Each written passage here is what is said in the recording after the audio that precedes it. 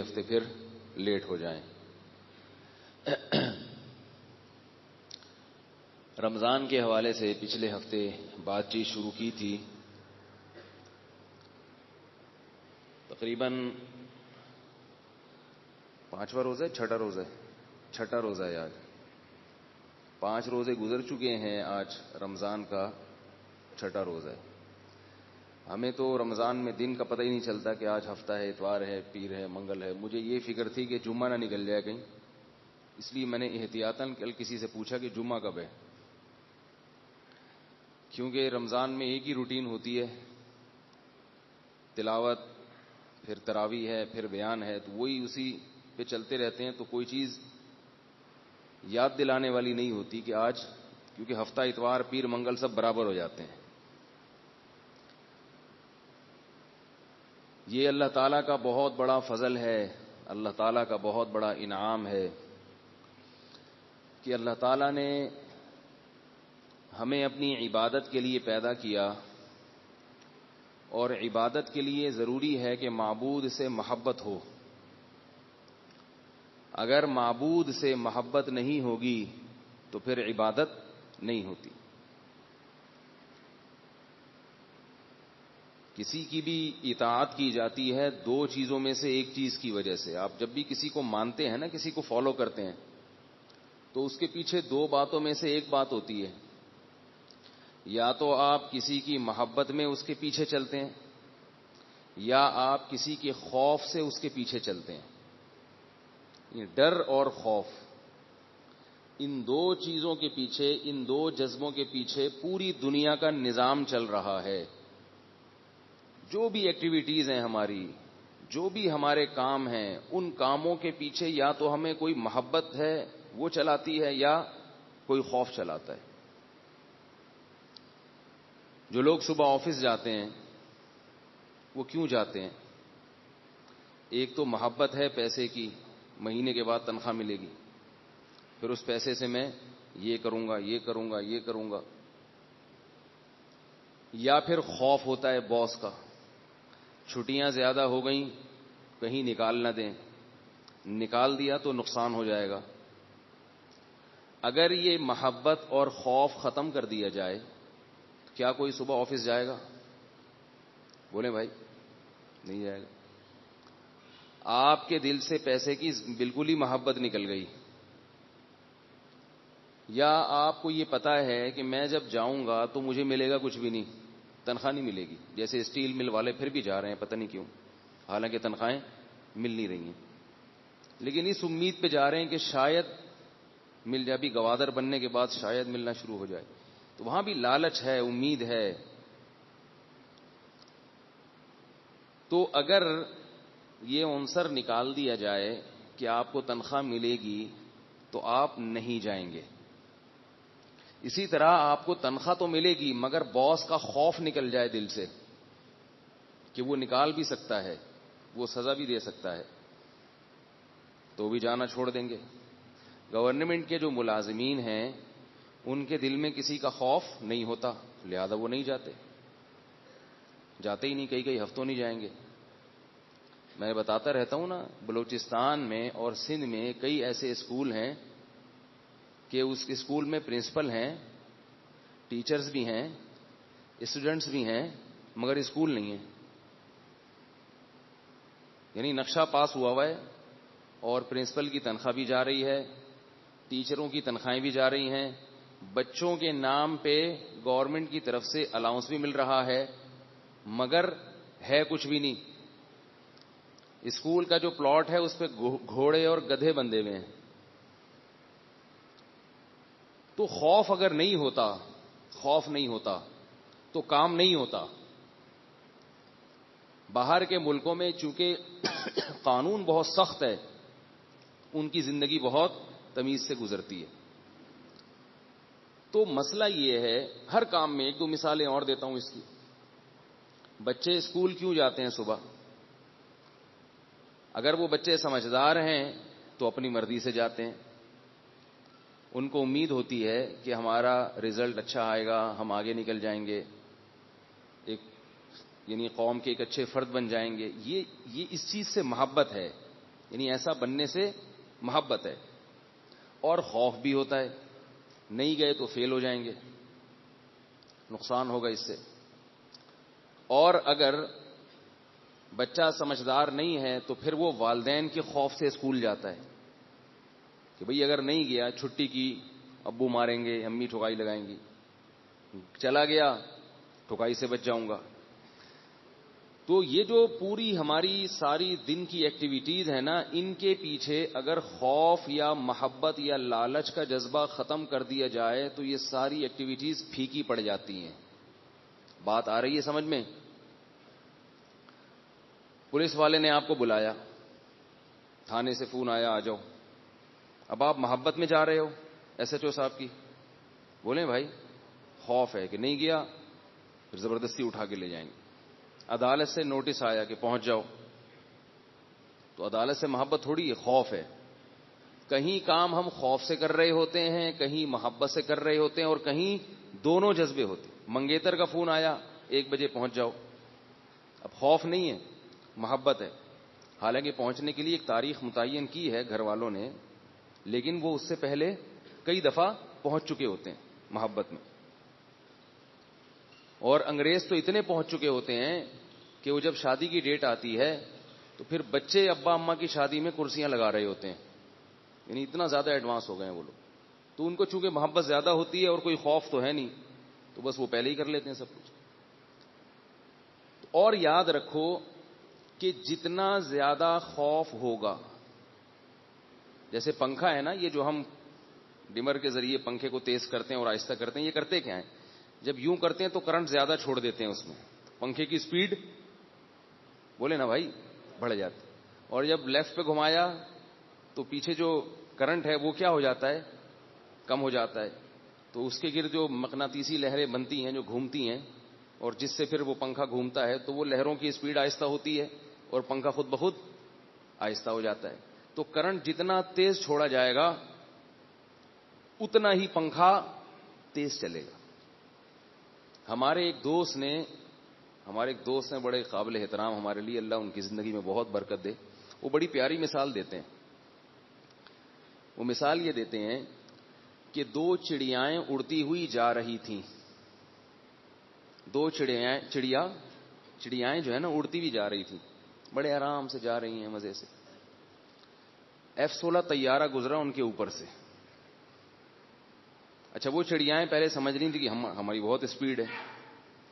F-16 طیارہ جب گزرا ہے تو وہ بیچاری پھڑپھڑانے لگی, پر ٹوٹ گئے اور عجیب بوکھلاہٹ کی حالت ہو گئی نا. تو زوں کرتا ہوا گزرا ہے وہ, تو جیسے آپ کے قریب سے بہت اسپیڈ سے کوئی گاڑی گزر جائے تو آپ تھوڑی دیر کے لیے ہل جاتے ہیں. تو وہ ہوا میں جب F-16 طیارہ گزرا ہے تو وہ بہت زیادہ ہل گئیں, ایسے پڑپڑانے لگی, پرور ٹوٹ گئے. تو ان میں جو بڑی تھی نا چڑیا, جو ذرا زمانے کو جانتی تھی, تو چھوٹی چڑیا نے اس بڑی چڑیا سے پوچھا کہ یہ کیا تھا, یعنی یہ کیا ہوا ہے ہمارے ساتھ. ٹھیک ہے, تو اس نے بتایا کہ بھائی اس طرح سے ایک چڑیا اوپر سے گزرتی ہوئی گئی ہے. اس کی نظر میں تو جہاز بھی چڑیا ہے نا. اس نے کہا کہ بہن یہ اتنی تیزی سے کیوں گئی ہے, یعنی ہم بھی تو چڑیا ہیں, ہمارے پاس بھی پر ہیں, ہم اتنی تیز نہیں اڑ سکتے, یہ اتنی اسپیڈ سے کیوں گئی ہے. تو بڑی والی نے بتایا کہ بات یہ ہے کہ اس کی دم میں آگ لگی ہوئی ہے اور ہماری دم میں آگ نہیں. ٹھیک ہے, اگر ماچس کی تیلی لے کے ہم اپنی دم میں بھی لگا لیں نا آگ, ہم بھی اس سے زیادہ اسپیڈ سے بھاگیں گے. دم میں آگ لگی ہوئی ہے. تو وہ اکثر مثال یہ دیتے ہیں, بھائی دم میں آگ لگا لو اسپیڈ بڑھ جائے گی. تو فرق یہی ہے نا جہاز میں اور پرندے میں. پرندہ نارمل اسپیڈ سے اڑتا ہے اور جہاز اس کی دم میں آگ لگی ہوئی ہے. تو کرنٹ جتنا زیادہ چھوڑا جائے گا اتنی زیادہ دم میں آگ لگے گی. اور ہمیں اپنی دم میں آگ لگانے کے لیے کیا کرنا ہے؟ جو کام کرنا ہے اس میں خوف کی مقدار اور محبت کی مقدار بڑھا دیں گے. تو یہ کیا ہے؟ یہ وہ کرنٹ ہے, یہ وہ آگ ہے جو دم میں لگے گی, اور جتنی تیز آگ ہوگی اتنی ہی اسپیڈ ہوگی. تو ہم لوگوں کی دمیں ٹھنڈی ہوئی ہوئی ہیں, ٹھیک ہے, سب اس میں برابر ہیں. دنیا کے معاملے میں خوف بھی ہے, محبت بھی ہے, لہذا دنیا کے معاملے میں کمپرومائز کرنے کے لیے ہم تیار نہیں ہیں. کبھی آپ نے سنا کہ علماء نے ممبر پہ پیسہ کمانے کی ترغیب بتائی ہو تو لوگوں نے کہا ہو چلو ٹھیک ہے اب ہم بھی جا کے کمائیں گے؟ کبھی سنا آپ نے کہ ہم تو کما ہی نہیں رہے تھے؟ کبھی سنا آپ نے کہ لوگوں نے آپ کو عزت کے حصول کی ترغیب دی ہو تو آپ نے کہا چلو بھی میں معاشرے میں ایک عزت دار فرد بننا چاہتا ہوں؟ پیسہ کمانے کے لیے سب بھاگتے ہیں, سب کی کوشش ہوتی ہے. جو نہیں کما رہے اس لیے کہ ان کو آتا نہیں ہے کمانا, جذبہ تو ان کے اندر بھی ہوتا ہے, یا اللہ کی طرف سے مدد نہیں ہوتی. اس معاملے میں سب کی دم میں آگ لگی ہوئی ہے. کیسے کیسے لفاظی سیکھ جاتے ہیں, کیسے کیسے کسٹمر کو بیوقوف بنانا سیکھ جاتے ہیں. ایک تاجر کے پاس میں گیا, مجھے کچھ چیز خریدنا تھی. میں نے اس سے کہا کہ مجھے یہ دے دو. اس نے کہا میرے پاس نہیں ہوتی بھائی, میں تو اتنا بڑا ڈسٹریبیوٹر نہیں ہوں, میں تو چھوٹے سے پیمانے پر یہ چیز فروخت کرتا ہوں. میں نے کہا یار یہ تو سنا تھا کہ یہ تو بڑا تاجر ہے اس چیز کا. کسی دوسرے نے مجھے بلایا, اس نے بولا کہ ڈرامہ کر رہا ہے, اصل میں یہ نخرے کر رہا ہے تاکہ اس کے ریٹ آپ اس کو منہ مانگے ریٹ دیں. اس نے کہا یہ ہمارے تاجروں میں یہ اس مارکیٹ کا یہ اصول ہے کہ پہلے نخرے دکھاؤ, استغنا ثابت کرو, اس کے بعد پھر کیا ہوگا کہ پھر میں اس کے پاؤں پڑوں گا, میں اس کے پیچھے پڑ جاؤں گا, پھر کہے گا اچھا چلو مولوی صاحب آپ کہتے ہیں تو آپ کو 1 لاکھ میں دے دیتا ہوں یا آپ کو 50,000 میں دے دیتا ہوں. میں اپنا ایک واقعہ سناتا ہوں نا. اسپیئر پارٹس کی ایک دکان تھی, میں ایک دکاندار کے پاس جاتا تھا, بائک کے پارٹس خریدنے ہوتے تھے مجھے. پرانی بائک رکھی ہوئی تھی تو وہ ہر وقت خراب ہوتی رہتی تھی, تو وہ جب بھی کوئی پارٹ نکال کے لاتا بیچنے کے لیے تو مجھے کہتا یہ آپ کے لیے 100 روپے کا, کبھی کہتا یہ اگر 150 ہے تو آپ کے لیے 150 کا. میں کہا یار دیکھو میں مولوی صاحب ہوں, کتنا خیال کر رہے ہیں, میرے لیے اسپیشل کتنے کا یہ 150 کا ہے, ورنہ ہو سکتا ہے یہ 500 کا ہو. اسٹائل سے ایسے ہی لگتا تھا کہ بہت زیادہ رعایت کر رہا ہے. بعد میں پتا چلا کہ اس کا یہ تقیہ کلام ہے, اور ہم اس چکر میں پتہ نہیں کتنی دفعہ اس سے سستے کے چکر میں چیزیں خرید چکے تھے. تو یہ بڑے ہوشیار ہوتے ہیں نا کہ آپ کے لیے باجی آپ کے لیے یہ کتنے کا ہے. خواتین جاتی ہیں نا شاپنگ کرنے, تو باجی ویسے تو یہ ہے 1000 کا, لیکن آپ کے لیے کتنے کا ہے 700 کا یا 800 کا. تو یہ کیا ہے, یہ کہاں کس نے سکھایا ان کو؟ یہ کسی کتاب میں پڑھا انہوں نے, یا کوئی انہوں نے کوئی کورس کیے ہوئے ہیں اس کے, کوئی ڈپلوما کیا ہوا ہے؟ بات یہ ہے کہ دم میں آگ لگی ہوئی ہے. کمانا ہے بھائی, کس طرح سے کماؤ یار. ایسے ہی بول دیا 500 کا تو کیا اس پہ امپریشن پڑے گا اس کے اوپر.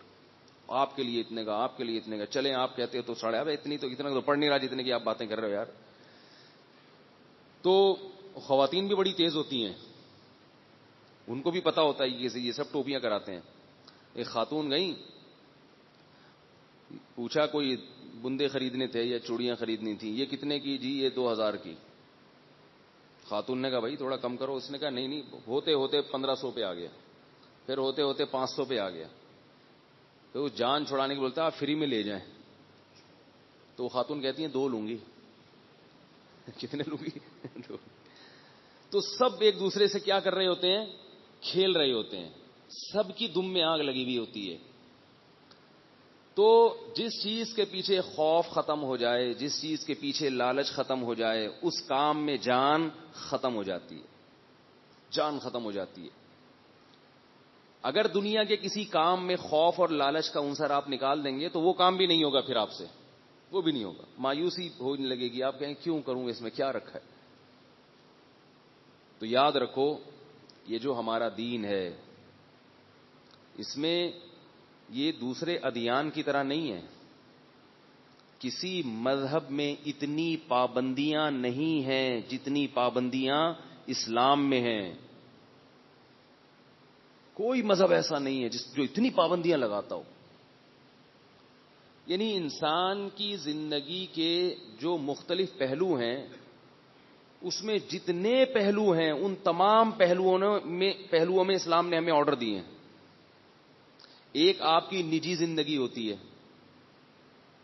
آپ نے سونا کب ہے, جاگنا کب ہے, جس کا تعلق آپ کی صحت سے ہے. پھر آپ کی نجی زندگی میں صفائی ستھرائی، آپ کی نجی زندگی میں باتیں کرنا، خرچ کرنا اپنی ذات کے اوپر، ان تمام چیزوں میں شریعت نے ہم کو آزاد نہیں چھوڑا. ہندو اگر اپنے پنڈت سے پوچھتا ہے کہ مجھے صبح کب اٹھنا ہے، ویسے ہی وہ ڈاکٹر کی مشورے کی وجہ سے تو کہہ دے گا کہ صبح جلدی اٹھا کرو، لیکن اس کے پاس کوئی تعلیمات نہیں ہے. ہمارے مذہب نے ہمیں کب حکم دیا صبح اٹھنے کا؟ فجر سے پہلے. بتایا کہ تہجد میں اٹھو گے تو یہ غریبی ہو جائے گی، لیکن کم سے کم آخری درجہ کیا ہے کہ فجر میں تمہیں اٹھنا ہے اور اللہ کے سامنے سجدہ کرنا ہے.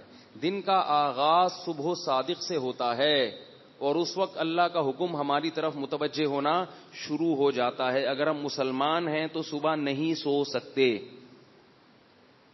سکتے. کتنا سخت حکم ہے، دنیا کے کسی مذہب میں نہیں ہے ایسا کہ نیند پر بھی آپ کو احکامات دیے جا رہے ہوں. تو یہ تو فرض ہے صبح اٹھنا، فجر کی نماز پڑھنا. پھر اس کے بعد سونے کو ناپسند قرار دیا گیا، برکت کا وقت ہے. رسول اللہ صلی اللہ علیہ وسلم نے فرمایا بورک لامتی فی بکورہا، اللہ نے میری امت کی برکت صبح کے وقتوں میں رکھی ہے. ایک چھوٹی سی بات میں یہاں آپ سے عرض کروں کہ لوگ کہتے ہیں کہ اگر ہم فجر میں اٹھ گئے تو کریں گے کیا؟ پوری قوم تو سو رہی ہوتی ہے اس وقت. نہیں یاری بات سمجھ بھائی، آپ فجر میں اٹھ کے کیا کریں گے؟ آپ آفس جائیں گے، آپ بازار جائیں گے شاپنگ کرنے کے لیے. تو بازار تو کراچی میں 1 بجے سے پہلے تو دکان کھول لینا اس کو بیوقوف سمجھتے ہیں لوگ، بولتے ہیں نیا نیا آیا ہے، کہیں سے گاؤں سے آیا ہے. تو یہ بات یاد رکھیں کہ جو صبح آپ جب جلدی اٹھیں گے نا تو بہت سارے کام ایسے ہوتے ہیں جو تنہائی میں کرنے کے ہوتے ہیں. آپ نے جو مطالعہ کرنا ہے، اسٹڈی کرنا ہے، یا پلاننگ کرنی ہے، یا اور کوئی سوچنا ہے، ناشتہ کرنا ہے، ایکسرسائز کرنی ہے، یہ کام کب ہو سکتے ہیں؟ یعنی وہ کام جس میں آپ کا دوسروں سے لین دین نہیں ہے، وہ کام آپ صبح کے وقت میں کر سکتے ہیں. آپ کہیں گے میرا تو کوئی ایسا کام ہی نہیں ہے، میرے تو سارے کام ایسے جن میں دوسروں سے لنک ہوتا ہے. اس کا مطلب یہ ہوا کہ آپ خود کسی کام کے نہیں ہیں. پھر نہیں آ رہی بات پر، کیونکہ آپ کے لیے، آپ کے پاس اپنے آپ کے لیے ٹائم ہے ہی نہیں. بھائی اس کا یہ مطلب ہوا نا کہ نہ آپ کو پڑھنے کا شوق ہے، نہ آپ کو تلاوت کا شوق ہے، نہ آپ کو ذکر کا شوق ہے، نہ آپ کو ایکسرسائز کا شوق ہے. بس آپ اٹھتے ہیں صبح 11 بجے اور آفس دفتر پہنچ جاتے ہیں آپ، یا دکان پہ جا کے بیٹھ جاتے ہیں. تو یہ تو بیوقوفوں والی بات ہو گئی نا. پھر نبی صلی اللہ علیہ وسلم نے سونے کی ترتیب بتائی، دوپہر کو قیلولہ کرنے کی تاکید. قیلوا فإن الشیطان لا تقیل، فرمایا شیطان قیلولہ نہیں کرتا. جو صبح سے لے کے رات تک جاگے رہتے ہیں نا، ڈپریشن کے مریض بن جاتے ہیں، پاگل ہو جاتے ہیں، کسی کام کے نہیں رہتے. تو سونے کے بارے میں ہدایات دی. پھر کھانے کے بارے میں پہلی بڑی ہدایت تو یہ دی کہ کیا کھانا ہے اور کیا نہیں کھانا. دوسرے مذاہب کے پاس نہیں ہیں یہ ہدایتیں. کھانے میں پھر گوشت کو کیسے کھانا ہے، اس کو ذبح کرنا ہے. مخصوص جانوروں کا گوشت کھا سکتے ہو. جو لوگ یورپ جاتے ہیں کتنے پریشان ہوتے ہیں، وہاں سے کالز آتی ہیں حضرت حلال نہیں مل رہا، کیا کریں. ابھی چائنا میں ہمارے ایک دوست نے مجھے تصویر بھیجی کہ میں چائنا آیا ہوں، حلال کے چکر میں ایک ہوٹل میں گیا ہوں کہ بھئی حلال ملے. کہہ رہے ہیں تو ہوٹلوں سے بدبو اتنی آتی ہے، ہمارا کوئی گندا بھی ہوٹل ہوگا نا تو قریب سے گزرو گے تو کھانے کی بہرحال خوشبو آئے گی، مزہ آ جاتا ہے. نہیں بھی دل چاہتا تو آدمی کہتے ایک چکر تو لگا لو، چاہے گندا ہی ہوٹل ہو. تو وہ کہہ رہے ہیں کہ اتنی بدبو ہوٹلوں میں، اتنی بدبو. کہہ رہے ہیں بالآخر ایک ہوٹل میں گھسا، وہاں لکھا ہوا تھا حلال. تو وہ جو چکن آئی نا حلال، اس کی انہوں نے واٹس ایپ پہ مجھے اسی وقت تصویر بھیجی کہ یہ حلال ہے. وہ پوری مرغی رکھی ہوئی ہے، عجیب دیکھ کے اس کو گھن آ رہی ہے، اس کی سب کچھ صفائی نہیں کی ہوئی، ایسے ہی زندہ ابال کے لا کے رکھ دی، اس پہ لگا ہوا ہے حلال ہے. تو کتنی پریشانی ہوتی ہے مسلمان کو کہیں جا کے کہ بھئی اللہ نے منع کیا ہے وَلَا تَأْكُلُوا مِمَّا لَمْ يُذْكَرِ اسْمُ اللَّهِ عَلَيْهِ، جس جانور پہ اللہ کا نام لے کے ذبح نہ کیا گیا ہو اس جانور کو مت کھاؤ. اور یہ نہیں ہے کہ ریکارڈنگ چلا دی اللہ اکبر کی. اللہ نے کہا ہے جس جانور پر اللہ کا نام لیا گیا تو لینے والا انسان ہوتا ہے، ٹیپ ریکارڈ کا ذبیحہ حلال نہیں ہے. تو کتنا مشکل ہو گیا. لوگ حج پہ جاتے ہیں, وہاں فون کرتے ہیں کہ برازیل سے مرغی آ رہی ہے مکہ اور مدینہ میں, وہاں پریشان ہو جاتے ہیں کہ اس مرغی کا ہم کیا کریں بھائی.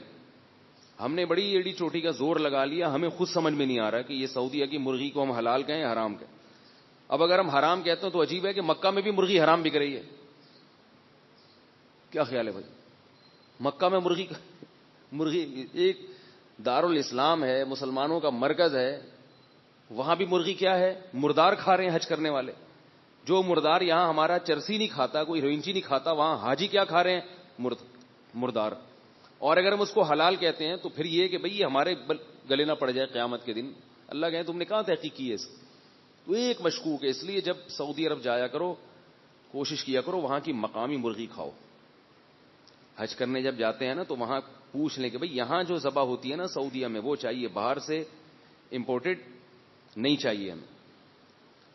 تو آج کل حلال کا ٹھپا لگانے والے بیٹھے ہوئے ہیں, ہر ڈبے پہ حلال لکھا ہوا ہے, ہر برش پہ حلال کا ٹھپا, کوئی صابن پہ حلال کا ٹھپا. ایک ان کے لیے کوئی اسٹیمپ بنانا کوئی مشکل نہیں ہے. کیا پتا کہ کس نے رجسٹرڈ کیا ہے اس ادارے کو اور کون ہے اس کا چلانے والا. پھر آج کل مولانا لوگوں کی اتنی قسمیں پیدا ہو چکی ہیں کہ ہر آدمی کا اپنا حلال کا معیار الگ ہے. اتنے قسم کے مولانا ہیں. ایک صاحب نے مجھے بتایا کہ امریکہ میں وہ کوئی مردار آیا, مردار رکھا تھا ان کے سامنے گوشت مرغی کا, پتا تھا کہ یہ ذبح نہیں ہوا, جھٹکے گئے. کہہ رہے ہیں ایک مولوی صاحب عالم تھے وہ, میں نے ان سے کہا یار یہ تو حرام ہے. انہوں نے کہا بسم اللہ پڑھ کے کھا لو, کیونکہ قرآن میں آتا ہے کہ جس پر اللہ کا نام لیا گیا ہو وہ جانور کھا سکتے. تو اللہ کا نام لے لینا, بسم اللہ پڑھو, چلو کھا لو. اور قرآن کا حوالہ بھی دے رہے ہیں. یہ جو قرآن میں آتا ہے نا کہ جس پر اللہ کا نام نہ لیا گیا ہو وہ نہ کھائے, اس کے مراد ہے ذبح کرتے ہوئے اللہ کا نام. بات آ رہی ہے سمجھ میں کہ نہیں آ رہی ہے؟ یہ جو مرغیوں والے ہیں ان کو بولا کرو ذرا زور سے اللہ کا نام لے لیا کرو. میں نے کئی مرغیوں والوں کو دیکھا ہے کہ منہ میں گٹکا رکھ کے, گٹکا ہوتا ہے ان سے اللہ کا نام بھی نہیں نکل رہا ہوتا. یہ حلال و حرام کا اس سے تعلق ہے. ایسے ہی مردار ہو جائے گا جیسے خنزیر اور سور مردار ہوتا ہے, کوئی فرق نہیں ہے. جیسے میں ایک واقعہ بتاتا ہوں نا, چوری کی مرغی, کسی نے مرغی چوری کی تو الٹی طرف سے ذبح کر رہا تھا. کسی نے کہا ایسے مرغی حرام ہو جائے گی, تو اس نے کہا پہلے کون سی حلال کی ہے بھائی, جب چوری کی ہے تو پھر تو یہاں سے کرو یا وہاں سے کرو, ایک ہی بات ہے نا. تو اسی طرح جیسے سور اور خنزیر حرام ہے تو ایسے ہی جانور کو اگر حلال جانور پر اللہ کا نام نہیں لیا تو وہ جانور بھی کیا ہے, حرام ہے. لیکن عجیب بات ہے کہ کوئی مردار کا گوشت لا کے رکھ دے تو وہ کھا لیتے ہیں, اور وہی اگر خنزیر کا گوشت, سور کا گوشت لا کے رکھ دیا جائے وہ نہیں کھاتے. تو اللہ کی نظر میں تو برابر ہیں دونوں, اللہ کی نظر میں تو دونوں حرام میں برابر ہیں. اور عجیب بات یہ بھی ہے کہ چوری کا گوشت کھا لیتے ہیں. ہمارے یہاں بچپن میں ایک پوری ٹیم تھی نوجوان لڑکوں کی جو مرغی یہاں چوری کرتی تھی اور وہ کھاتی تھی. تو ہم ان سے کہتے تھے اللہ کے بندو یہ تو اپنے پیٹ میں حرام کیوں اتار رہے ہو. تو کتنی سخت پابندیاں لگائیں اسلام نے. کھانے میں پابندی, گوشت کھانے کے بڑے سخت. اب جو باہر ملکوں میں جاتے ہیں وہ پریشان ہوتے ہیں, کہیں سے ان کو حلال ملا, لے کر آئے, گوشت لا کے ہوٹل میں دیا. اب وہ ہوٹل والا جس فرائی پین میں اس کو فرائی کرتا ہے اسی فرائی پین میں سور کا گوشت بھی پکایا جا رہا ہے, کتے کا گوشت بھی پکایا جا رہا ہے. پھر وہ فون کر کے پوچھتے ہیں حضرت اتنی مشکل سے کہیں سے حلال مرغی پکڑی تھی, اس کو ذبح کروایا, فلاں ہوٹل میں پتا تھا مسلمان ذبح کرتے ہیں, وہ لا کے جب بنوایا ہے تو وہ تو اسی فرائی پین میں کر رہے ہیں, تو کیا یہ حلال ہے؟ ہم کہتے ہیں حلال بولو نا بھائی, نہیں, وہ تو نجس ہے, پلید ہے. جس برتن میں سور پکایا ہے اس کو جب تک اچھی طرح دھو گے نہیں آپ اس میں نہیں. تو کہتے ہیں ہوٹل والے کہتے ہیں ہم تمہارے لیے فارغ بیٹھے ہوئے ہیں کیا, جب بھی کوئی مسلمان ہے تو پہلے برتن کو اچھی طرح مانجیں پھر تمہارے لیے پکا کے کھلائیں. تو کچھ لوگ تو کیا کرتے ہیں کہ وہ پھر اٹرم پٹرم سب کھانا شروع کر دیتے, کہتے کون اس ٹینشن میں پڑے, چھوڑو یار چلتا ہے یار, اللہ غفور الرحیم ہے. اللہ کیا ہے, ہمارے ایک جاننے والے گئے یو کے میں 5 سال رہ کر آئے, اب تو وہاں حلال مرغی بھی بہت ملنے لگی ہے, یہ بہت پرانی بات ہے. تو میں نے ان سے پوچھا آپ کھاتے کیا تھے؟ کہہ رہے یار میں تو چکن ہی کھاتا تھا, صرف کیا کھاتا تھا میں, چکن. تو میں نے کہا وہاں ذبح ہوتی ہے؟ کہہ رہے ہیں یار اب جہاں تک بچ سکتے تھے بچ جاتے تھے, اب جب نہیں بچ سکتے وہ تو پھر مجبوری ہے نا. اب دعوت میں جا رہے ہیں, اب ہم وہاں جا کے یار حلال ہے, کاٹا تھا اس کو نہیں کاٹا تھا, یہ ٹینشن میں یار اب اللہ معاف کرنے والا ہے. بھائی جتنا بچ سکتے تھے اتنا ہم بچے. جہاں ذبح کی ہوئی مرغی مل رہی تھی وہ تو ہم نے کھا لی, جہاں نہیں ملی تو اب کیا کریں, بھوکے تھوڑی رہیں گے. کھانے کی کیا باقی چیزیں دنیا میں ختم ہو گئی ہیں بھائی. تو یہ ایک لوگوں کی زبان پہ لفظ ہے کہ اللہ کیا ہے, غفور رحیم. یاد رکھو اگر ایسا ہوتا, یعنی اس آیت کا یہ مطلب ہوتا, اللہ کے غفور رحیم ہونے کا یہ مطلب ہوتا, تو اللہ نے یہ نہ کہا ہوتا فمن اضطر غیر باغ ولا عاد, اور دوسری جگہ فرمایا فمن اضطر فی مخمصۃ غیر متجانف لإثم فإن اللہ غفور رحیم. اللہ نے فرمایا کہ جو حرام کھاتے ہیں ان کے لیے اللہ واقعی غفور الرحیم ہے, مگر 2 شرطوں کے ساتھ. جو حرام کھا رہا ہے اللہ اس کے لیے غفور بھی ہے اور بولو نا بھائی رحیم بھی ہے, مگر کتنی شرطوں کے ساتھ؟ 2 شرطیں پوری کرو گے تو پھر میں غفور بھی ہوں اور میں رحیم بھی. کیا مطلب؟ اگر یہ 2 شرطیں پوری نہیں کی حرام کھانے میں تو پھر میں نہ غفور ہوں تمہارے لیے اور نہ رحیم ہوں, پکڑوں گا, عذاب دوں گا. وہ کیا ہے؟ فمن اضطر فی مخمصۃ, مجبور ہو جاؤ بھوک سے, اتنی شدید بھوک کے ناقابل برداشت, جسے علماء نے بیان کیا ہے کہ مرنے لگے انسان, اسے ڈر ہے کہ نہیں کھایا تو مر جاؤں گا, ایسی شدید بھوک کی کنڈیشن ہو, ناقابل برداشت حالت ہو جائے. تو ناقابل برداشت حالت میں غیر باغن ولا عادن, اور اس میں کھائے بھی اتنا کہ حد سے تجاوز نہ کرے, یہ سمجھ کے کھائے کہ یہ حرام ہے, اتنا ہی میرے لیے حلال ہوا ہے کہ میری کمر سیدھی ہو جائے اور میں مرنے سے بچ جاؤں. جو میری اس وقت کنڈیشن ہے کہ بھوک سے بالکل مرا جا رہا ہوں اور ناقابل برداشت کنڈیشن ہے, اس کنڈیشن سے میں باہر نکل جاؤں.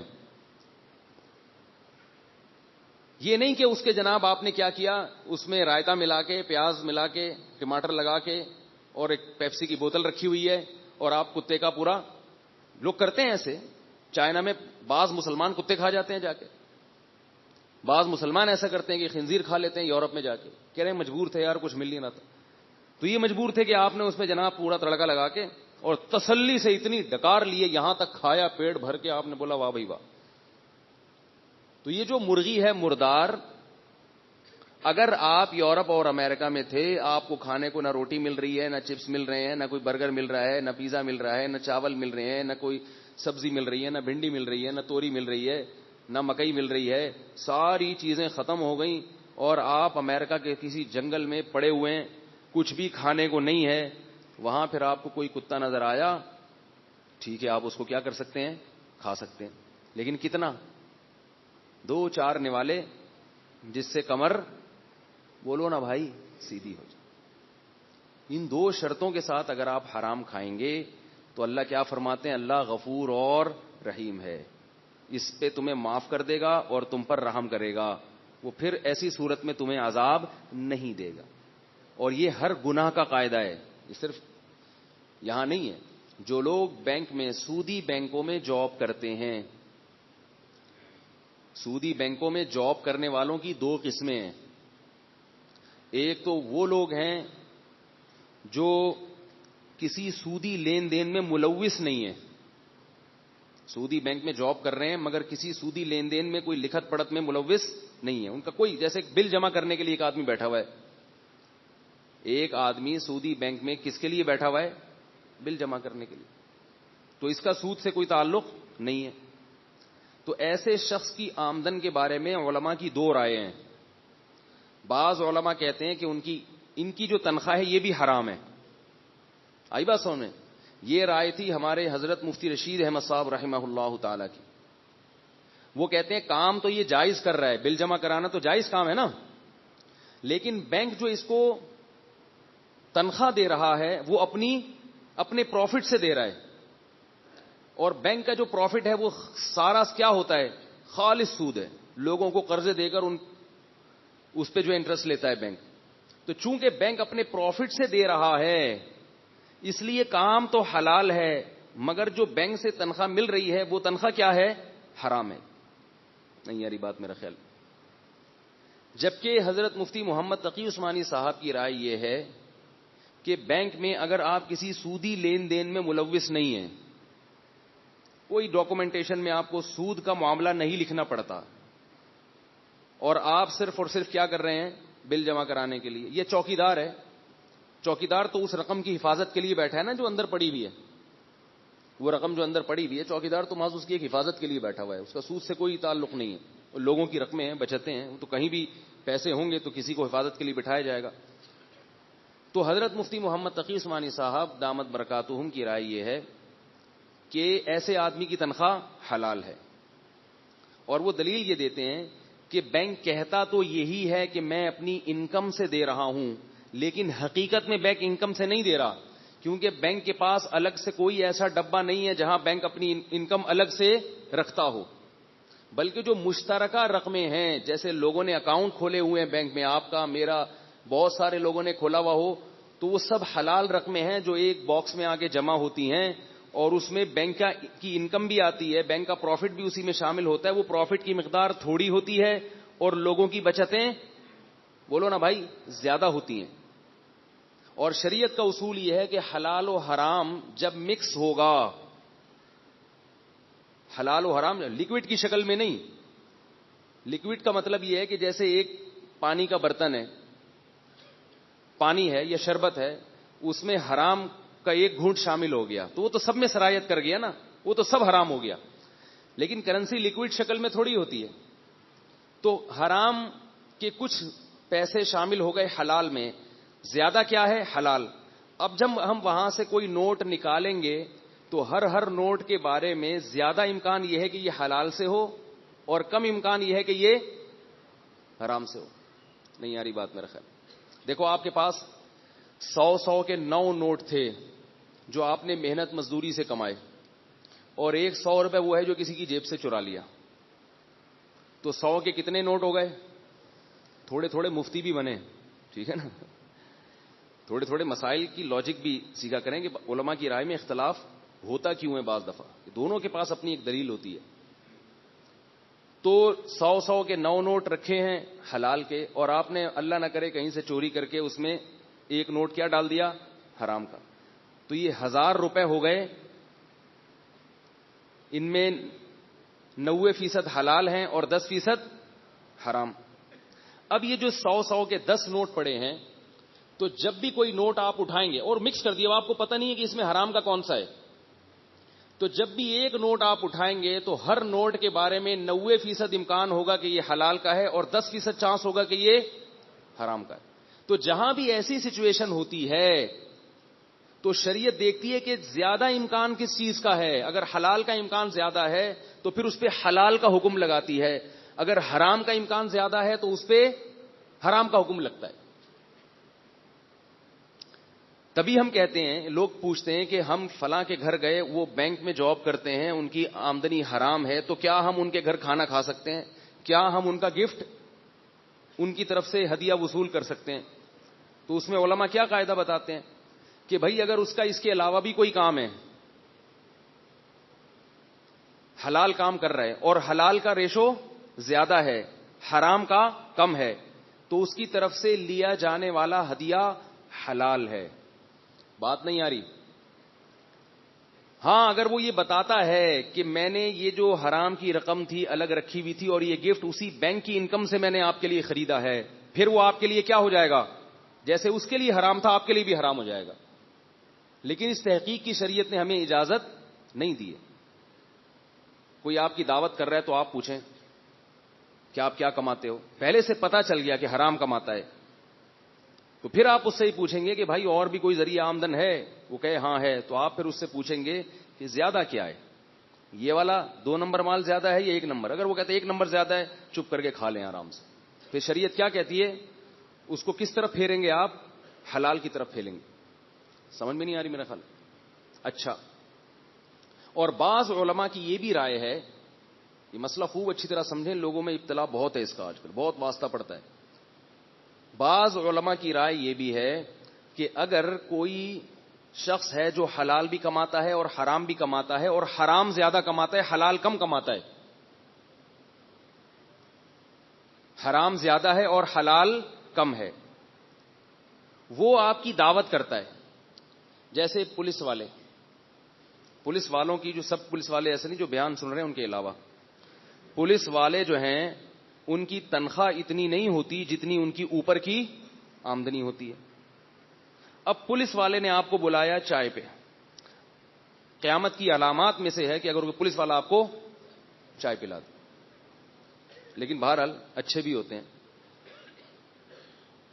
تو وہ جب آپ کو چائے پلائے گا پولیس والا, تو اب یہ اصول اور ضابطہ آپ پورا سوچیں گے, بھائی حلال بھی کماتا ہے اور حرام بھی. تو فقہ حنفی میں جو فتویٰ ہے امام ابو حنیفہ کا, اور وہ بعد کے جو ہمارے جتنے بھی فقہاء احناف ہیں ان کا فتویٰ یہ ہے کہ حرام زیادہ ہے, لہذا اس سے چائے پینا آپ کے لیے جائز نہیں ہے. حلال کا مقدار کیا ہے؟ کم ہے. کیونکہ غالب امکان یہ ہے کہ یہ جو چائے پلا رہا ہے یہ کن پیسوں سے پلا رہا ہے؟ رشوت کے پیسوں سے, لہذا اس کی چائے پینا حلال نہیں ہے. سمجھ رہے ہو بات؟ ایک گنجائش علماء نے دی ہے, وہ گنجائش یہ دی ہے کہ آپ یہ نیت کر لیں کہ میں اس چائے کے پیسے صدقہ کر دوں گا, یہ عزم کر لیں, ارادہ کر لیں اور اپنے اوپر لازم کر لیں, تو پھر وہ چائے حلال ہو جائے گی, کیونکہ اس کی قیمت آپ غریب اور فقیر کو صدقہ کر رہے ہو. اس کی لاجک کیا ہے یہ بھی وقت نہیں ہے, ورنہ میں اس کی بھی لاجک بتاتا. یہ فقہا نے یہ کیوں, لوگ فیس بک پہ آج کل مسائل آتے ہیں, لوگ کہتے ہیں کہاں سے لائے ہو بھائی, علم ہے نہیں اور بیٹھ کے اعتراضات کرتے رہتے ہیں. تو علماء جو بھی مسئلہ لکھتے ہیں نا اس کے پیچھے کوئی لاجک ہوتی ہے, ایسے بیٹھ کے نہیں چھاپ رہے ہوتے. اور یہ جو آج کل کی نئی نئی چیزیں آ رہی ہیں نا مارکیٹ میں, ان کی باتوں کے پیچھے کوئی لاجک نہیں ہوتی ہے, پھینک رہے ہوتے ہیں. جلدی سے بتا دیتا ہوں اس کی لاجک کیا ہے کہ وہ صدقہ کرنے سے حلال کیوں ہو جاتا ہے. وہ حلال اس لیے ہوتا ہے کہ پولیس والے پر لازم تھا کہ یہ چائے غریبوں پہ صدقہ کر دیتا, کیونکہ حرام کا مصرف کیا ہے؟ صدقہ کر دو بغیر ثواب کی نیت سے, کیونکہ حرام سے ثواب نہیں ملتا. اور بغیر ثواب کی نیت کے صدقے کا حکم اس لیے ہے کہ ضائع ہونے سے بہتر ہے کسی کے کام آ جائے. اصل تو یہ تھا کہ یہ چائے بن گئی ہے پھینک دو اس کو, لیکن شریعت نے کہا مال ہے ضائع ہوگا, جان چھڑانے کے لیے کسی غریب کو دے دو. لیکن اس غریب کو یہ نہ بتاؤ کہ یہ رشوت کے پیسوں کی ہے, ورنہ اس کے لیے بھی پھر حلال نہیں ہوگی. کیونکہ اسی غریب کو اگر پتہ چل جائے نا کہ یہ مجھے حرام کے پیسے کھلا رہا ہے, تو پھر غریب کے لیے وہ لینا جائز نہیں ہے. تو اب وہ حق کس کا ہے, حرام کس کا ہے؟ غریبوں کا. تو جب آپ نے یہ نیت کر لی کہ میں اس کے پیسے غریب کو دے دوں گا, تو فقہا کہتے ہیں گویا آپ نے غریبوں سے وہ خرید لیے. کیا کریں یار, اسی مزے کی بات ہے یا نہیں؟ وہ آپ نے کیا کر لیا غریب سے, بھائی یا تو وہ دے دو یا اس کا بدل دے دو. اور غریب کو اس چیز میں اتنی دلچسپی نہیں ہوتی جتنی اس چیز کے پیسوں میں دلچسپی ہوتی ہے. تو یہاں تک علماء بیان کرتے ہیں. لیکن اس میں ایک اور چیز بھی ہے آگے, وہ یہ ہے کہ جب آپ حرام کمانے والے کا ہدیہ کھائیں گے یہ کہہ کر کہ میں اس کی قیمت صدقہ کروں گا, تو آپ کے ذمے یہ لازم ہے کہ آپ اس کو بتائیں گے بھی کہ میں تمہارا یہ گفٹ اس شرط کے ساتھ قبول کر رہا ہوں کہ اس کے پیسے میں صدقہ کروں گا. اتنے مزے نہیں آ رہے جتنے ابھی آپ سمجھ رہے تھے. رمضان ہے بھائی, اتنے مزے تھوڑی ہیں. کیونکہ اگر آپ نے اس کو نہیں بتایا تو آپ گناہ میں اس کے ساتھ معاون اور مددگار بن رہے ہیں. وہ کل یہ کہہ سکتا ہے کہ یہ رشوت حرام ہے میرے لیے, لیکن جب مولوی صاحب کو چائے پینی ہوتی ہے تو ان کے لیے یہ حلال ہو جاتی ہے. نہیں آئی بات؟ کہ جب وہ کہیں گے یار یہ حلال ہے, سارا دن کہتے رہتے ہیں حرام ہے, بینک کی انکم حرام ہے, رشوت حرام ہے, اور یہ حرام ہے اور وہ حرام ہے, اور جب ان کو دعوت پہ بلاؤ سارے پھوڑ دیتے ہیں آ کے, ادھر حرام کدھر گیا. تو اس کو بتاؤ کہ ہم یہ جو دعوت پھوڑ رہے ہیں نا آپ کی, یہ آپ کا دل رکھنے کے لیے پھوڑ رہے ہیں, اور یہ نہ سمجھنا کہ ہم گناہ میں معاون اور مددگار بن رہے ہیں. اتنے پیسے ہم کسی غریب کو بولو بھائی صدقہ کریں گے تو پھر وہ دعوت کا مزہ کیا ہو جائے گا؟ کھر آپ کا ہو گیا یار, پھر اپنے پیسوں سے ہی نہ کھا لوں میں. اب میرے پاس فون آتے ہیں, بعض خواتین کے فون آتے ہیں, وہ ہماری جٹھانی ہے, اس کے شوہر بینک میں جاب کرتے ہیں, تو وہ ہدیہ لے آتی ہے, ہم اگر نہیں لیں گے تو جنگ ہو جائے گی, یہ ہو جائے گا, فلانا ہو جائے گا. لڑائی جٹھانی سے کون لڑ سکتا ہے بھائی؟ امریکہ سے لڑنا آسان ہے, روس اسرائیل سے لڑنا آسان ہے, انڈیا سے لڑنا آسان ہے, جٹھانی سے لڑنا وہ بھی روزے میں ناممکن ہے بھائی. تو کہتے ہیں ہم نے اگر انکار کر دیا ہم تو کہاں جائیں گے بھائی. تو وہ تو پہلی غیبتیں کر کر کے اور تو اور اس کے دل میں جب حسد پیدا ہوگا تو وہ اور ہمارے خلاف ہوگی. تو میں ان سے کہتا ہوں کہ اس کو بتا دو کہ آپ جب بھی مجھے گفٹ دیتی ہیں ایک دفعہ بتا دینا کافی ہے, ہر دفعہ بتانا ضروری نہیں. کہ بھئی آپ جب بھی مجھے گفٹ دیں گی تو بہن یہ سمجھ لیں کہ میں اتنے پیسے کسی غریب کو صدقہ کروں گی, پھر وہ گفٹ رکھوں گی یا وہ گفٹ ہی صدقہ کر دوں گی. ایک دفعہ بتا دیں, وہ ایک دفعہ اس کی آگ لگے گی. ہر دفعہ بتانا ضروری نہیں, ایک دفعہ قانون بتا دیا بھائی آپ کھلاؤ جتنا مرضی کھلانا ہے, لیکن یہ یاد رکھو یہ مجھے فری کا نہیں پڑ رہا. آپ جب بھی مجھے دعوت پہ بلائیں گے ہم آپ کے آئیں گے, ہم کھائیں گے, لیکن یہ ذہن میں رکھنا کہ اتنے پیسے ہم صدقہ کر دیں گے. ایک دفعہ بتا دیں, بار بار بتانا ضروری نہیں ہے. پھر ایک اصول ہو گیا, پھر وہ اگر بھول گئے تو ان کی غلطی ہے. اسی سے ان کی آگ لگے گی دم میں انشاءاللہ. ان کو یہ خیال ہوگا یار ہم اتنے برے ہیں کہ ہماری چیز فری میں کوئی کھاتا ہی نہیں ہے, اس کے صدقے کرتا ہے. ہو یہ رہا ہے کہ ایک طرف ہم تقریریں کرتے ہیں صبح و شام, سب کرتے ہیں, لوگ بھی کرتے ہیں, جا کے بتاتے ہیں حرام ہے حرام ہے حرام ہے, اور جب وہ خود آپ کو کچھ کھلا رہا ہوتا ہے تو کھا لیتے ہیں بیٹھ. حکومتی افسروں پر ہم تانے دیتے رہتے ہیں کہ یہ حرام ہے, حرام کھاتے ہیں, حرام کرتے ہیں, اور جب وہ آپ کو کھلاتے ہیں تو آپ شوق سے کھا لیتے ہیں. تو وہی حرام ہے تو پھر سب کے لیے حرام ہے نا. کیا خیال ہے؟ تو میں جلدی سے وہ یہ مسئلہ سمیٹوں, ختم کروں. تو میں مثال دے رہا تھا کہ حلال زیادہ ہو اور حرام کم ہو, تو پھر علماء کا اس پر اتفاق ہے کہ کسی تھرڈ پرسن کے لیے اس میں سے کھانا حلال ہے. سمجھ رہے ہو؟ کیونکہ زیادہ کیا ہے؟ حرام. ہاں جب وہ خود بتائے گا کہ یہ میں نے حرام سے کھلا رہا ہوں, یا آپ نے خود دیکھا کہ اس نے تنخواہ لی اور آپ کو لے کے چلا گیا کچھ کھلانے کے لیے, تو وہ تو چونکہ اس نے مکس نہیں کیا نا ابھی, اس لیے پھر وہ ناجائز رہے گا. لیکن اسلاف میں ہمارے بعض صحابہ ایسے بھی گزرے ہیں جو یہ کہا کرتے تھے, ان کا یہ قول تھا کہ اگر کسی کی آمدن میں حلال بھی ہے حرام بھی ہے, اور حرام زیادہ ہے حلال کم ہے, لیکن وہ اس نے مکس کر دیا ان کو, تو اس کے لیے تو یہ حرام ہے. لیکن تھرڈ پرسن کو جب وہ کوئی دعوت کرے گا یا اس کو کھلائے گا تو یوں سمجھا جائے گا کہ وہ کس میں سے کر رہا ہے؟ حلال میں سے. آئی بات سن, یہ بعض صحابہ سے بھی منقول ہے, بعض تابعین سے بھی منقول. فقہ حنفی میں اس پہ فتویٰ نہیں ہے کیونکہ یہ احتیاط کے خلاف ہے. ان صحابہ کے قول پہ فتویٰ ہے جنہوں نے اکثریت پر حکم کا مدار رکھا ہے. لیکن امام شافعی رحمہ اللہ اور امام احمد ابن حنبل کا یہی قول ہے کہ اگر حلال زیادہ ہو, حرام زیادہ ہو اور حلال کم ہو, اور آپ کو یقین نہیں ہے کہ یہ حرام ہی سے کھلا رہا ہے, تو ہم اس کو کس پہ محمول کریں گے؟ کہ حلال سے کھلا رہا ہوگا. تو یہ قول فقہ حنفی میں فتویٰ نہیں ہے اس پر, لیکن کہیں بہت شدید مجبوری ہو اور بھاگنے کا راستہ نہ ہو تو علماء کہتے ہیں کہ انتہائی شدید مجبوری میں اس قول پر بھی عمل کرنے کی گنجائش. بولو نا بھائی جہاں تک شریعت نے لچک رکھی ہے وہ تو ہم دیں گے نا لوگوں کو, تو ہمارے ابا کا تو دین ہے نہیں. عام حالات میں اسی قول پر عمل کریں جو احتیاط والا قول ہے کہ حلال غالب ہے تو ٹھیک ہے, حرام غالب ہے تو صحیح نہیں ہے, اور دونوں ہیں برابر ہیں تو احتیاط کریں اس میں. اور اگر کبھی بہت ہی کوئی, جیسے بعض لوگ یورپ امریکہ میں جاتے ہیں ان کے لیے بڑی مصیبت بن جاتی ہے, بہت مشکل میں آ جاتے ہیں, تو کہاں سے کہاں بات چلی گئی. تو میں یہ عرض کر رہا تھا کہ بینک کی آمدن کے بارے میں علماء کی کتنی رائے ہیں؟ دو. ایک تو وہ بینک کے ملازمین ہیں جو سودی لین دین میں ملوث نہیں ہیں, بل جمع کرنے کے لیے بیٹھے ہوئے, چوکیداری کے لیے بیٹھے ہوئے. ان کی انکم بعض علماء کے نزدیک حرام ہے, جن میں ہمارے شیخ حضرت مفتی رشید احمد صاحب تھے.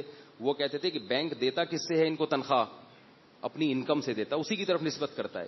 دوسری قول ہے مفتی محمد تقی عثمانی صاحب مدظلہ العالی کا, وہ کہتے ہیں کہ دیتا کہتا تو ہے مگر عملاً ایسا نہیں ہوتا, وہ رقمیں مکس رکھی ہوئی ہوتی ہیں. اب جب علماء اتنے بڑے بڑے چوٹی کے علماء کا کسی مسئلے میں اختلاف ہو رہا ہے اور دونوں اپنی فیلڈ کے ماہر ہوں, تو پھر وہی بات ہے کہ احتیاط اس میں ہے کہ بینک کی ہر قسم کی جاب سے اجتناب کر, چاہے وہ آپ کے ذمہ صحیح کام ہی لگایا اس نے, کیونکہ انکم بہرحال وہ کہتا یہی ہے اور نسبت بھی اسی طرح تمام کاغذات میں, ڈاکومنٹس میں. اور اگر کوئی پھنسا ہوا ہے تو جب تک اس کو حلال نہیں ملتا وہ بحالت مجبوری حضرت مفتی محمد تقی عثمانی صاحب کے فتوے سے فائدہ اٹھا سکتا ہے, کیونکہ عوام کے اس سے زیادہ کا عوام مکلف نہیں ہے. لیکن یہ تو وہ ہے جو براہ راست ملوث نہ ہو.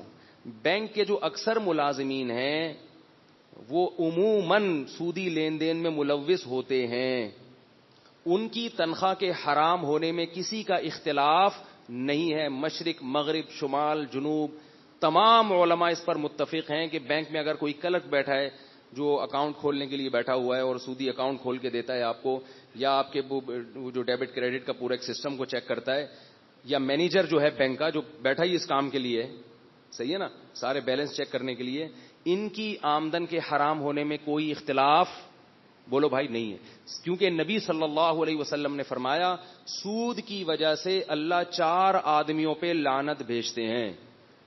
نمبر 1 سود لینے والا, سود دینے والا, سودی معاملے کو لکھنے والا, اور سودی معاملے پر گواہ بننے والا. بالکل صحیح حدیث ہے, لہذا اس میں علماء کا اختلاف نہیں. البتہ یہ جو اسٹیٹ بینک ہے اس کی حیثیت عام بینکوں جیسی نہیں ہے, یہ حکومتی خزانہ ہوتا ہے.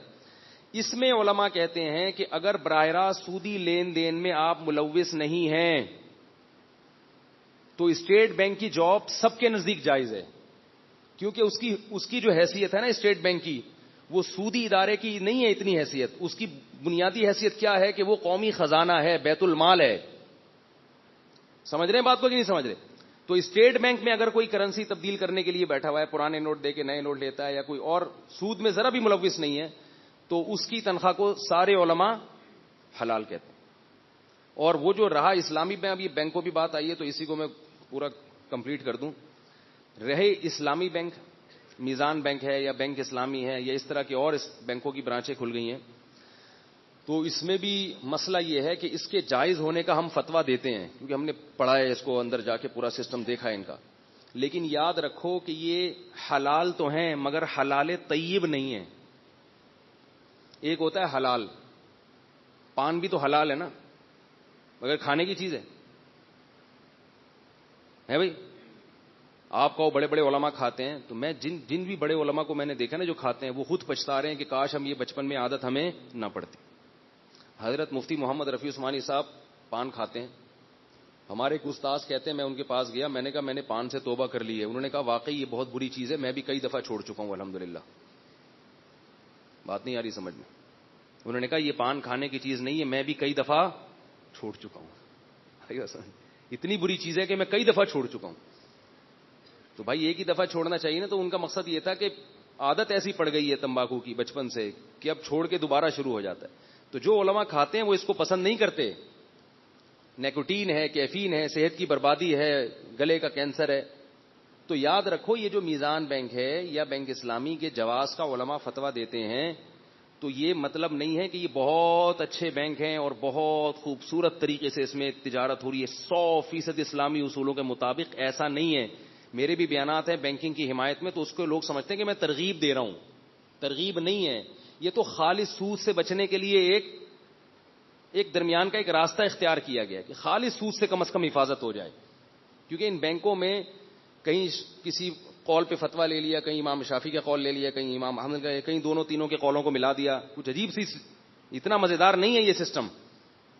تو اس لیے آپ اگر گاڑی ویسے خرید سکتے ہیں شو روم سے ڈائریکٹ تو ویسے لیں, یا براہ راست کسی سے قسطوں پہ اگر گاڑی خرید سکتے ہیں تو آپ کو بینک سے گاڑی نکلوانے کی چنداں ضرورت بولو بھائی نہیں, کیونکہ بڑے گھمایا انہوں نے. ہم نے بھی, علماء نے بھی اس گنجائش اس لیے دی ہے کہ کم از کم خالص سود سے تو نکلیں لوگ. تو اگر آپ کو گاڑی چاہیے, اول تو W11 ہے ماشاءاللہ, جب کراچی میں W11 چل رہی ہے تو گاڑی کی ضرورت کیا ہے آپ. لیکن اگر آپ کو واقعی ضرورت پڑتی ہے, پڑ بھی جاتی ہے لوگوں کو, خاص طور پہ جس کی فیملی ہو, تو پہلی کوشش کریں کیش پیمنٹ پہ اٹھائیں. جب پیسے جیب میں ہے نہیں, دکان پکوڑوں کی بات کروڑوں کی کیوں کرتے ہو بھائی؟ نہیں ہے تو نہیں خریدو نا. انسٹالمنٹ پہ تو آپ کو کتنی مہنگی چیز ملتی ہے.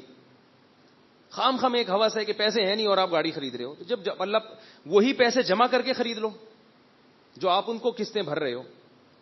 جو ہوس بہت بری چیز ہے, یاد رکھو. اپنی جیب دیکھے بغیر جو چلتا ہے نا وہ پچھتاتا ہے. تو اور اگر آپ کو ایمرجنسی ضرورت پڑ گئی ہے, آپ نے قسطوں ہی پہ لینی ہے, تو پھر آپ کسی بندے سے خرید لیں. آپ کسی بندے سے کہیں تم کیش پہ خرید کے اپنے قبضے میں لاؤ, میں تم سے قسطوں پہ مہنگی داموں خرید لوں گا. کیش پہ وہ خرید کے پہلے اپنا قبضہ کرے اور پھر وہ آپ کو قسطوں پہ بیچ دے. اس میں کوئی پینلٹی نہیں ہے. کوئی, یہ میں نے بیان ریکارڈ کروایا, اس میں نے بار بار کہا پینلٹی الگ پینلٹی ہے. مجھے کسی نے کہا کہ یہ نا پینلٹی ہوتا ہے, آپ نے میزان اسلامی بینک کے بارے میں بار بار پینلٹی، وہ پینلٹی اس لیے میرے منہ سے نکلا، مجھے پتا ہے پینلٹی لفظ ہے، وہ نکلا اس لیے کہ ہم جب بچپن میں ہاکی کھیلتے تھے نا تو انگریزی کی بہت سارے الفاظوں کو ہم بگاڑ دیتے تھے. پروٹیسٹ کو ہم کہتے تھے پوٹرس، لڑکے ہوتے ہیں نا وہ جلدی میں، تو وہاں ہم نے یہ پینلٹی کو کیا بنا دیا تھا. تو وہی الفاظ جیسے یہ لفظ ہے نا فلم، حالانکہ یہ فلم نہیں ہے، یہ فلم ہے. تو اب وہ بچپن سے ہماری زبان میں یہ بندہ بہت بڑی فلم ہے. تو بعض الفاظ میرے ایسے ہوتے ہیں تو وہ مجھے اگر کوئی تنبیہ کیا کرے تو مجھے خوشی ہوتی ہے. صحیح ہے نا، وہ نکل جاتے ہیں. وہ پھر ایک بری بات ہوتی ہے کہ ایک لفظ غلط اب اردو کا لفظ اگر ہم کوئی بالکل ہی الٹا پڑھیں تو کتنا برا لگتا ہے. تو ایسے ہی انگلش بھی ایک زبان ہے، تو مجھے اس میں بتا دیا کریں، میں بعض دفعہ روانی میں کوئی لفظ غلط بول جاتا ہوں. تو میزان بینک آپ پہ پینلٹی لگاتا ہے، اس میں پھر علماء کہتے ہیں یہ کیوں لگا رہا ہے، وہ کہتے ہیں ہم چیریٹی کر رہے ہیں. تو اس میں بڑے علماء کو اشکالات ہیں، یار کانے سے پکڑو ادھر سے پکڑو. تو ٹھیک ہے گنجائش ہے، لیکن اگر آپ اپنے طور پر کسی سے قسطوں پہ گاڑی لے سکتے ہیں تو اس سے لے لیں. بینک سے اجتناب کریں، تمام دوائیں بچوں کی پہنچ سے دور رکھیں. پھر بھی اگر مجبوری ہے تو پھر بینک تو ایک مجبوری بن چکا ہے نا، تو پھر خالص سودی بینک میں اکاؤنٹ کھلوانے سے بہتر نہیں ہے کہ ایسے بینک میں کھلوا لیا جائے جس میں کم از کم سود سے بچت ہو گئی. ہاں جو علماء کہتے ہیں کہ عام سود سے بھی زیادہ حرام ہے میزان بینک، وہ غلط کہتے ہیں. ان کے پاس کوئی دلیل نہیں ہے، جذباتی فتوے ہیں کہ جو عام بینکوں میں کھولنا تو حرام ہے اور اسلامی بینک میں کھولنا یہ اس سے بھی بڑا حرام ہے. اس قسم کے جو فتوے مارکیٹ میں آ رہے ہیں ان کے پیچھے کوئی لاجک نہیں ہے، صرف جذبات ہیں، کوئی دلیل نہیں ہے اس کے پیچھے. تو جلدی سے بات کو میں ختم کرتا ہوں. تو دیکھو اللہ تعالیٰ نے ہمیں کتنی پابندیوں میں جکڑ دیا نا. اکاؤنٹ کھولنے میں بھی اللہ نے کہا ہے کہ یہاں کھولو یہاں نہیں کھولو. حتی الامکان کوشش کرو کہ گاڑی خریدنی ہے تو ستار بھائی سے خرید لو قسطوں پہ. وہ پٹھان بیٹھا ہوا ہے وہاں ایک مونچھوں کو تاؤ دے رہا ہے، اس کا کام یہی ہے قسطوں پہ گاڑیاں خرید کے بیچنا، ادھر چلے جاؤ. بتاؤ کسی مذہب میں ہیں اتنی پابندیاں؟ کھانا کیا ہے، پہننا کیا ہے، معاملات کیا کرنے ہیں. لاٹری پوری دنیا میں حلال سمجھی جاتی ہے، بانڈ انعامی بانڈ پوری دنیا میں حلال سمجھے جاتے ہیں. علماء کیا کہتے ہیں؟ انعامی بانڈ خریدنا حرام. کتنی پابندیاں کتنی پابندیاں. تو یہ پابندیاں اللہ نے لگائی ہیں کیونکہ یہ اسلام سچا مذہب ہے. اللہ کہتے ہیں جب میرے ہو تو میرے بن کے رہو گے. کوئی بھی دنیا میں مالک ایسا نہیں ہے جو غلام کو فری ہینڈ دے دے کہ جو چاہے کرو. تو وہ غلام کس بات کا ہے بھائی؟ تو اسلام چونکہ برحق مذہب ہے اس لیے اسلام نے اپنے وجود کو منوایا ہے. تو رمضان جو ہے نا، رمضان یہ تو ساری تمہید تھی، مثالیں تھیں. رمضان بھی اسی کا ایک مظہر ہے کہ ایک مہینہ اللہ نے ایسا ہمیں دیا ہے کہ جس میں پوری مسلمان قوم بھوکی پیاسی کئی گھنٹے گزار دیتی ہے اور پوری دنیا میں ایک ہلچل مچ جاتی ہے. پیاس سے حالت خراب ہو جاتی ہے. روزوں میں کیا حالت ہوتی ہے، جس کو پیاس نہ بھی لگ رہی ہو تو بھی حالت خراب ہوتی ہے اثر تک. سردیوں کے روزے میں بھی انسان کی حالت بینڈ ہونا شروع ہو جاتی ہے. تو یہ اللہ تعالیٰ ہم سے اتنے سارے مجاہدے کیوں کروا رہے ہیں؟ جو بات میں لے کے چلا تھا وہ اس لیے کروا رہے ہیں ہماری دم میں آگ لگ جائے کسی طریقے سے، ہمارے دل میں اللہ کی محبت پیدا ہو جائے، تاکہ پھر ہم جو کام کریں نا، عبادت کریں یا اللہ کی اطاعت کریں، وہ دل جمعی کے ساتھ کریں. اللہ تعالیٰ ہم سے ایک مہینہ روزے رکھواتے ہیں، تراویح پڑھواتے ہیں. اس سے فائدہ کیا ہوتا ہے؟ اللہ کی محبت بھڑکتی ہے. آپ کہیں کیسے بھڑکتی ہے بھائی؟ اللہ ہمیں کھلائے تو محبت پیدا ہوگی نا. بھوکا رکھ کے آپ کے ابا آپ کا کھانا پینا بند کر دیں تو ابا سے محبت پیدا ہوگی، نفرت پیدا ہوگی؟ کیا ہو گیا بھائی جلدی سے بتائیں نا. ابا آپ کا کھانا پینا بند کر لیں تو ابا سے محبت ہوگی، نفرت ہوگی؟ نفرت ہوگی. تو آپ کے یہ کون سا طریقہ ہے؟ اللہ تو اور رمضان میں تو یہ کہتا کہ 6 وقت کھایا کرو. بات یہ ہے کہ محبت اس لیے پیدا ہوتی ہے کہ اللہ نے جب بھوکا پیاسا رکھا اور مسلمان ایک عمومی ماحول بن چکا ہوتا ہے. عام دنوں میں ایک روزہ رکھنا بھی بڑا مشکل ہے. ایک بیمار میرے پاس آئے، میں نے کہا روزہ چھوڑ دو بھائی مر جاؤ گے. اس نے کہا ابھی رکھنا آسان ہے، عید کے بعد رکھنا بڑا مشکل ہے بھائی. ابھی بیماری میں رکھ لوں گا، بعد میں صحت میں نہیں رکھا جاتا. تو ایک ماحول بنا دیتے ہیں اللہ تعالیٰ، سب رکھ رہے ہیں. ہوتا یہ ہے کہ 1 دن 2 دن 3 دن 4 دن جب ہم بھوکے رہتے ہیں احساس بیدار ہوتا ہے میں کیوں بھوکا ہوں بھائی، کیا ہو گیا، میں کھا نہیں رہا، میں شاور کے نیچے کھڑا ہوا نہا رہا ہوں، ایک قطرہ پانی کا حلق میں نہیں اتار رہا. آہستہ آہستہ یہ شعور بیدار ہوتا ہے کہ ہم مسلمان ہیں، ہم محمد صلی اللہ علیہ وسلم کو ماننے والے.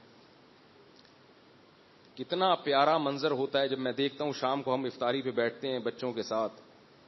اللہ سے بار بار اس وقت شکر ادا کرتا ہوں، اللہ تیرا شکر ہے تو نے مسلمان بنایا. انہیں مسلمان کیسے پیاسے بیٹھے ہوتے ہیں اور شربت رکھا ہے, پکوڑے رکھے ہیں اور کھانے پینے کی چیزیں رکھی ہیں, ہاتھ نہیں بڑھا رہے. کیوں؟ اللہ کی طرف سے پابندی. جیسے ہی پابندی اٹھے گی فوراً ٹوٹتے ہیں اس کے اوپر. گھروں کا ماحول بن جاتا ہے. بچے پوچھتے ہیں کہ ہم کیا کر رہے ہیں, ان کو احساس ہوتا ہے کہ ہم ہندو نہیں ہیں, ہم عیسائی نہیں ہیں, ہم یہودی نہیں ہیں. اسکول میں تو نہیں پتا چلتا نا کہ آپ ہندو ہیں عیسائی. اسکولوں کا ماحول ہے, اسکولوں کا ماحول آپ کو بھلا دیتا ہے کہ آپ مسلمان ہو یا ہندو ہو. آج کل جو اسکولوں کی تعلیم ہے نا, وہ آپ کے ذہن سے کھرچ کے آپ کا مسلمان ہونا نکالتے ہیں. سارے اسکول نہیں, اکثر اسکول ایسے ہی ہیں. ایتھیس بنا رہے ہیں, یونیورسٹیاں ہماری, کالج ہمارے آپ کو دہریہ بنا رہے ہیں, اللہ کا انکار کر رہے ہیں. وہ کل کسی خاتون کا کوئٹہ سے فون آیا کہ یہاں کوئٹہ کی یونیورسٹیوں میں کس طرح مذہب سے بیزاری پیدا ہو رہی ہے. یعنی بلوچستان سے جو جاتا ہے نا کوئٹہ کی یونیورسٹی میں پڑھ کر آتا ہے, سب سے زیادہ مذہب کے خلاف بھونکنا شروع کر دیتا ہے. وہ تعلیم ہو رہی ہے اور مذہب کھرچ کے نکالا جا رہا ہے. اللہ اور بندوں کا رشتہ ختم کیا جا رہا ہے. یونیورسٹیوں کا یہ ماحول بن رہا ہے. جو جتنا بڑا دہریہ ہوگا وہ اتنا بڑا پروفیسر بنا ہوا ہوگا. تو اللہ کا کتنا بڑا فضل ہے کہ ہم جب بیٹھتے ہیں اور افطاری کرتے ہیں تو یہ احساس ہوتا ہے کہ ہمارا کوئی رب ہے جس نے ہم پر پابندی لگائی تو ہم نے کھانا چھوڑ دیا, اور جب پابندی اٹھائی تو ہم کھا رہے ہیں. اور کیسی پیاری دعا نبی نے سکھائی, ذهب الغم وابتلت العروق وثبت الاجر انشاء اللہ. نبی صلی اللہ علیہ وسلم جب افطاری کرتے تھے تو فرمایا کرتے تھے کہ ذهب الظما, پیاس بھی چلی گئی. کتنا مزہ آتا ہے پیاس میں ٹھنڈا پانی پیتے ہوئے. ذهب الظما, پیاس چلی گئی. وابتلت العروق, اور رگیں تر ہو گئیں. کیسی تراوٹ پیدا ہوتی ہے. یہ مزے تو اللہ نے دنیا کے دے دیے, اور ایک مزے آخرت میں وہ کیا ہے, ثبت الاجر انشاءاللہ, کہ یہ جو ہمارا اجر ہے روزے کا, یہ میزان کے ترازو میں رکھ دیا گیا, پلڑا بھاری ہو گیا ہمارا. تو اللہ تعالیٰ مسلمان سے یہ پریکٹس کرواتے ہیں جس کے نتیجے میں مسلمان کے دل میں آہستہ آہستہ اللہ کی محبت کی ایک کرن پیدا ہونا شروع ہوتی ہے. تبھی آپ دیکھیں رمضان کے آخر میں جذبہ بڑھتا ہی ہے, کم نہیں ہوتا. مسجدوں میں رش بڑھتا ہی ہے, اعتکاف میں لوگ آنا شروع ہو جاتے ہیں. تو یہ اللہ اس لیے محبت پیدا کر رہے ہیں کہ تمہارے دل میں اللہ کی محبت پیدا ہوگی تو پھر پورے سال تم اللہ کی نافرمانی سے بچو گے, بے حیائی سے, فحش کاموں سے, حرام سے, ماں باپ کی نافرمانی سے, اور تمہیں اللہ کی مان کے چلنے میں مزہ آنا شروع ہوگا. جب کسی سے محبت ہوتی ہے اس سے پٹنے میں بھی مزہ آتا ہے, اس کے جو ہے نا کڑوی باتیں سننے میں بھی مزہ آتا ہے. جب کسی سے محبت ہوتی ہے تو اس کی نافرمانی سے انسان کو تکلیف ہوتی ہے, اس کی اطاعت اور فرمانبرداری میں مزہ آنا شروع ہو جاتا ہے انسان. تو اللہ تعالیٰ میرے اندر بھی یہ جذبہ پیدا کرے, آپ کے اندر بھی, اور رمضان کی یہ حکمت اللہ ہمیں کامل طور پر نصیب فرمائے. ایک اعلان سن لیں, رمضان میں لوگ بہت سارے زکاتیں نکالتے ہیں, صدقات و فطرات نکالتے ہیں. تو بہت سے لوگ پوچھتے ہیں, آج تھوڑا وقت آپ کے زیادہ نہیں, صرف آدھا منٹ اور لوں گا میں. وہ جب اکثر لوگ پوچھتے ہیں کہ کہاں دیں, کس کو دیں بار بار, تو یاد رکھو سب سے پہلے زکوٰۃ کے جو مستحق ہیں آپ کے غریب رشتہ دار ہیں.